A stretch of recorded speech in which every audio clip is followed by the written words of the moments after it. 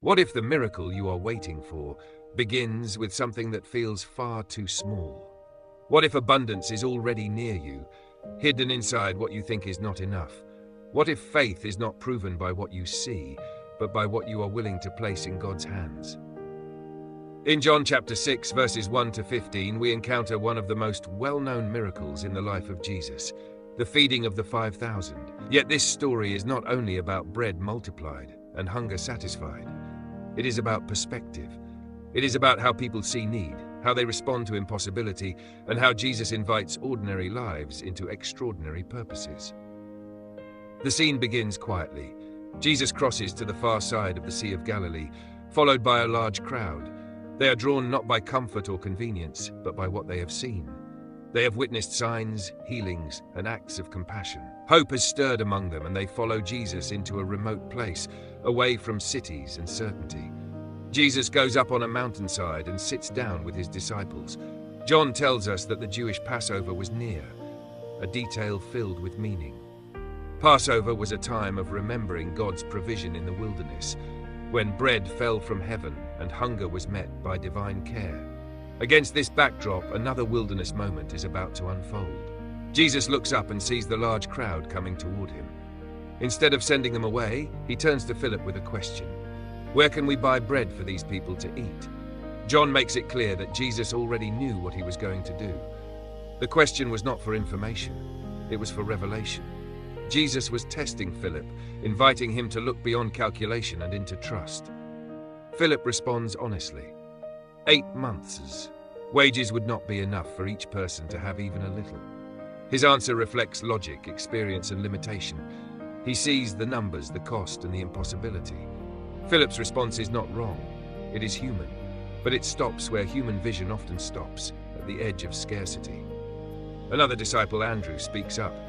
He mentions a boy who has 5 barley loaves and 2 small fish. But even as he offers this detail, he questions it. How far will this go among so many?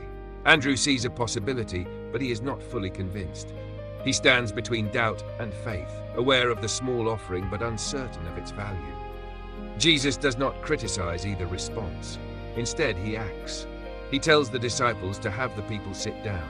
There is plenty of grass, John notes, a quiet reminder of care and order. The crowd settles, about 5,000 men, not counting women and children. The need is vast. The resources are small. And Jesus stands calmly in the middle of it all. He takes the loaves, gives thanks, and distributes them to those who are seated. He does the same with the fish. The order is important. Thanksgiving comes before multiplication. Gratitude precedes abundance. Jesus does not complain about what is lacking. He gives thanks for what is present. The food is passed out, and something astonishing happens. Everyone eats. Not a taste, not a portion. They eat as much as they want. Hunger is fully satisfied. No one is left out. No one leaves wanting more. The miracle is not rushed or dramatic. It unfolds naturally, quietly, completely. After everyone has eaten their fill, Jesus instructs the disciples to gather the leftovers so that nothing is wasted. They collect 12 baskets of pieces from the 5 barley loaves. 12 baskets, more than what they started with. Enough to symbolize provision for all of God's people. Enough to show that when Jesus provides, he does not merely meet the need, he exceeds it. The crowd reacts quickly. They see the sign and draw a conclusion. Surely this is the prophet who is to come into the world. Their excitement grows, and Jesus realizes they intend to come and make him king by force. They want to define him by what he can give, by what he can fix, by how he can serve their immediate desires. But Jesus withdraws. He goes back up the mountain alone. This moment reveals something critical. The miracle of provision does not mean permission to control. Jesus did not come to be shaped by human expectations, even well-intentioned ones. He came to reveal the heart of God, not to be crowned according to the crowd's agenda. This story challenges us on many levels. It asks us how we respond when faced with overwhelming need. Do we see only scarcity, like Philip? Do we offer what we have but doubt its impact, like Andrew? Or are we willing to place what little we have into Jesus' hands and trust him with the outcome? The boy in this story is unnamed. We know nothing about his background, his family, or his future. But we know this: he gave what he had. His lunch, meant for himself, became a blessing for thousands. He did not multiply it. He did not distribute it. He simply offered it. This shifts the focus of the miracle. It is not about the boy's generosity alone, nor about the disciples' planning. It is about Jesus' power to transform surrender into abundance.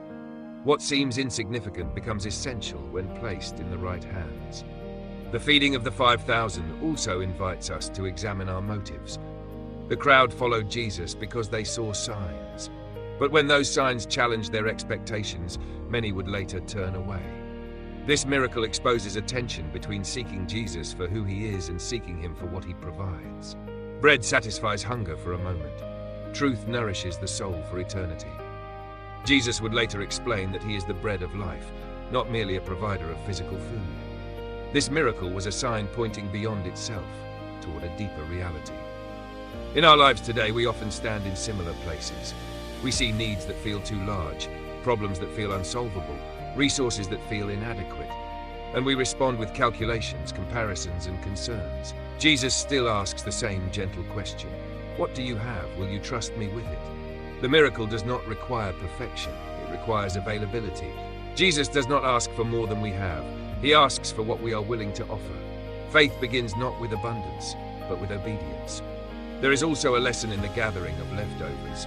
Nothing is wasted in God's economy. Every fragment matters. Every act of faith, every quiet offering, every unseen step of trust has value. God's work is not careless or excessive. It is purposeful and complete. This story reminds us that Jesus sees the crowd before they even speak. He notices hunger before it becomes a complaint.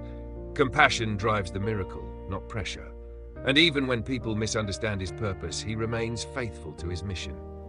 The feeding of the 5,000 is not only about a moment in history, it is an invitation to trust today, to believe that God can work through what seems small, to recognize that miracles often begin with gratitude, and to remember that Jesus is not only concerned with meeting needs, but with shaping hearts. As you reflect on this story, consider where you feel insufficient, where you have counted the cost and concluded it is too much, where you have something to offer but hesitate because it seems too little. Jesus stands in those places, ready to receive, bless, and multiply.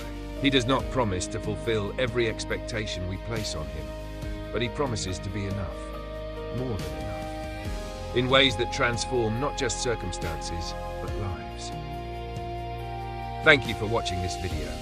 If this message encouraged you or gave you a new perspective, please like the video, follow the Holy Path Insights channel, and share it with others who may need to hear it.